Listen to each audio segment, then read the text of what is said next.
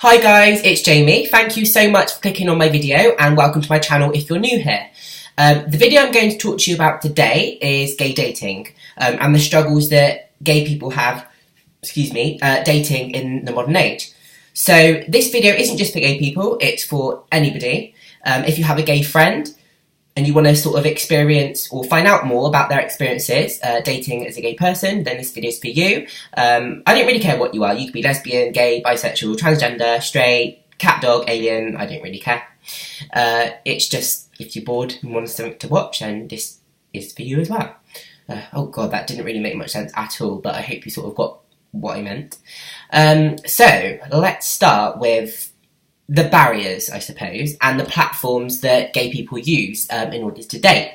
So most people nowadays date through online platforms, and that could be dating websites, Facebook, Tinder, Twitter, Instagram, or Grindr. Now, for those of you who don't know what Grindr is, it's an app that gay people use, and basically it's really good. So you've got your profile, you put a photo of yourself up, your age, what you're looking for, and a little bit about yourself, but a lot of people don't bother with that. I do, because I like to be quite informative.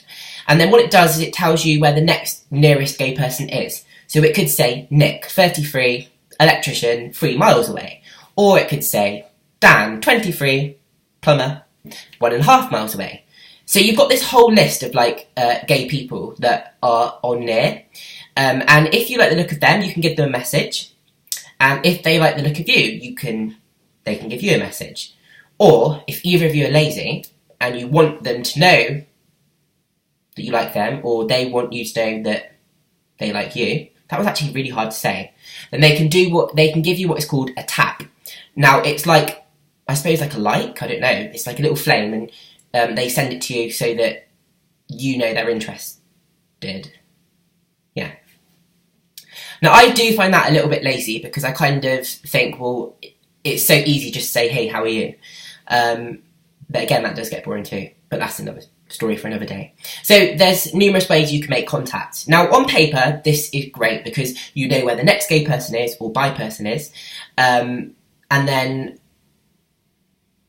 you can correspond and then eventually meet up. So on paper, it sounds great. But the problem is that most people don't use it for dating reasons. They use it for hookups. So they use it for one-night stands, get with someone, quick sex, move on to the next person. Now, I'm not knocking that. If that's what you're into, then good for you. But, I don't want to use it for that. And there's lots of people out there that don't want to use it for that. They just literally want to connect with somebody, meet them, go for a coffee and see where things go. So that app, what I would say is you have to go through a lot of junk in order to find the treasure. So you're gonna have to put up with guys sending you dick pics. Like seriously, who wants to see a pic of a dick on a dating app? You're gonna have to put up with people being inappropriate, people starting a conversation, they're not finishing a conversation, or married people. Yes, I've had married people on there, straight and gay. So you're gonna have to get through a lot of junk and a lot of people that are messaging you that are just going to be no good for you. I suppose every now and again, though, you're going to find someone that's similar to yourself and they may just want to meet up for a coffee, but that's a rarity. So that's one struggle, is Grindr and the types of people that are on there.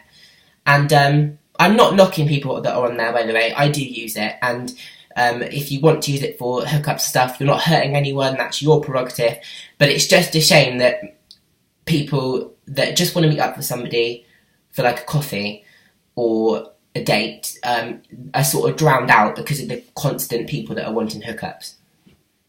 Then you've got dating websites, which again, this is not just for gay people, this is for anybody. And a lot of people on there are, I suppose some of them are looking for serious relationships, but it's not taken that seriously. I mean, they can speak to 30 people a day, so you're essentially just a number. And because there's so much now, like the online market's saturated with different profiles and dating websites and all that kind of stuff, so that makes it harder again. Where I think the struggle is within the gay community is the constant barriers that keep coming up. So if you're straight, for example, let me give you an analogy. If there's a straight girl and she starts a new job in an office, and then she gets paired with a straight boy. They could talk and get to know each other, and then they can figure out, actually, they've got a bit of chemistry, so then they might say, oh, do you fancy grabbing a coffee at break? And then they'd say, yes, please, and then it could move on a bit, and like, oh, how about hanging out outside of work? And then eventually, very quickly and very naturally, it's progressed to boyfriend and girlfriend. With gay people, where the barrier is that I could go into a new job, for example, get put with a guy, we get on, we have a bit of chemistry, a bit of banter, but then he could turn out straight, and 9 times out of 10 they are straight, or if they're bi, they've not come out of the closet. So then that's an instant barrier. Like, no matter how well you get on or how much I like him, it won't progress because there's that barrier there. So, and because there are a lot more straight people out there than gay people, then it's just 10 times harder. So yeah, I'm not making this like a negative video. Like, I don't want you to all like get your violins out and start feeling sorry. I'm just telling you the struggles of a gay person in modern age. Another thing I've noticed about the gay community as well is there's lots of boxes. So people like to put you in boxes and categorise. So what I mean by that is we're a minority, and then they make minorities within that minority. So guys that are built, that have got muscle, facial hair, quite masculine, laddie, they are often called jocks. Then you've got guys that are slim and smooth, I suppose slightly feminine, I don't know, are called twinks. So if I was to be put into any category, people would usually put me in the twink category. Older guys that are big, masculine, hairy, they are called bears. The reason why I'm talking to you about different categories is because sometimes these categories, they don't cross. So I could be in a gay club and I think, oh, he's good looking at the bar. He might not even look twice at twinks or twinkie guys. He might look at jocks or bears. So it's really, really hard trying to find the category you like. It's really hard trying to find the guy that you like and that likes you back without all these categories and barriers. If you manage to get through that barrier, meaning they like you and you like them, the next one coming up is the sexual barrier. So in the gay community, you have what's called a top, bottom, and versatile. Now, I don't want to get too graphic because I'm not about that, but when it comes to sex, basically, you've got the top, which is the one that does the sex. Oh god, that sounds horrendous. The one that's, like, giving it. And then the bottom, the one that's taking it. And then verse is people that switch and that don't mind either or. Now, if one of you is set very much 100% one way, so top or bottom, then you've also got to find a guy that matches your category. The yin to the yang, if that makes sense.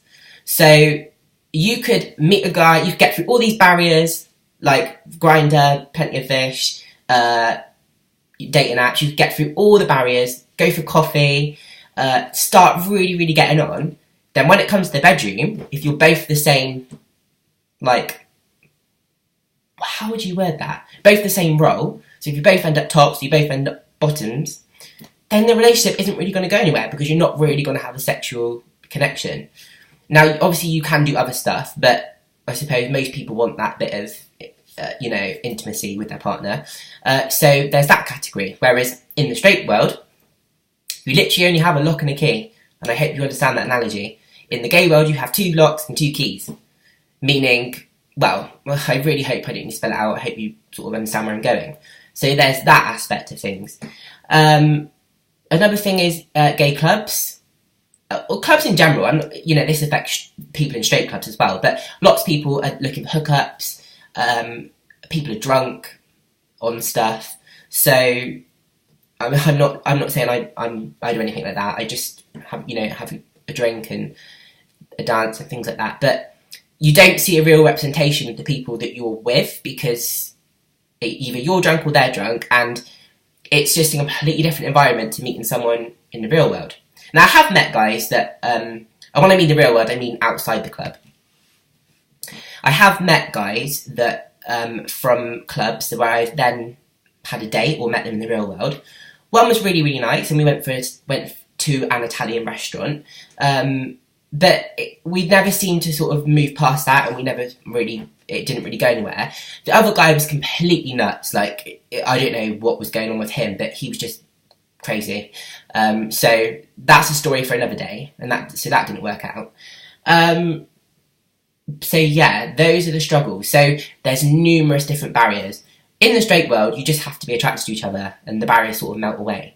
In the gay world, you have to be attracted, and then you've got to find out if you're the same role, and then you've got to find out what they're looking for, whether it's hookups or actual dating, or, you know, there's a lot to it, basically. And I'm not saying it's impossible. I don't know. Hang on.